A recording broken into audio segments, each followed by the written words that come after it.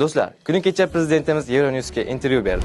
Ma'lumot uchun Euronews bu Yevropaning eng mashhur yetakchi axborot tarqatuvchisi hisoblanadi. Uni oyiga 400 million inson kuzatadi. Va ushbu intervyuda prezidentimizdan Markaziy Osiyo integratsiyasi, xavfsizlik, energetika va iqtisodiy hamkorlik masalalari to'g'risida so'rashdi. Ushbu intervyudan o'zim uchun muhim deb bilgan ba'zi fikrlarni bo'lishaman. Nima uchun aynan Samarqand tanlandi? Bu qadimiy shahar tarixdan turli xalqlar o'rtasidagi birlik va tinchlik timsoli bo'lib kelgan. Aynan shu yerda xalqaro hamkorlikning yangi shakli, Samarqand ruhi shakllanmoqda.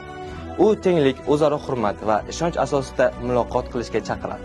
Samarqand bugun yana dunyoning xalqaro siyosiy markazi sifatida o'z o'rnini tiklamoqda. Bugungi dunyo xaritasiga nazar tashlasak, ko'p hollarda mojarolar va to'qnashuvlar aynan qo'shni davlatlar o'rtasida sodir bo'layotganini ko'ramiz. Markaziy Osiyoda bosqichma-bosqich yaxshi qo'shnichilik, hamkorlik va o'zaro manfaatli munosabatlarni yo'lga qo'ymoqdamiz. Bunda ishonch, hurmat va umumiy manfaatlarni e'tiborga olish asosiy tamoyillarimizdir. Yevropa ittifoqi bilan munosabatlarimiz o'zaro manfaatli sheriklikka asoslangan. Bu ikki yo'nalishli harakat bo'lib, unda har ikkala tomon foyda ko'rishi kerak. Ma'lumot uchun so'nggi 7 yilda Markaziy Osiyoning Yevropa ittifoqi bilan savdosi 4 barobarga oshdi.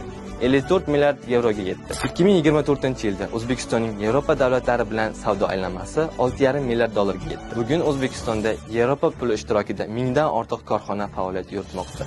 Tikilgan pullar hajmi esa 30 milliard yevrodan oshdi. O'zbekiston, Italiya va Fransiya bilan strategik hamkorlikni yo'lga qo'ygan. Keyingi masala Afg'oniston bo'yicha O'zbekistonning yondashuvi.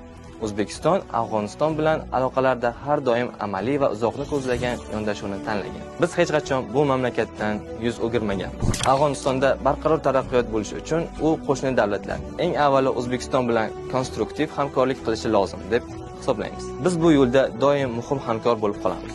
Prezidentimiz intervyusi bo'yicha fikrlaringizni izohlarda kutib qolamiz.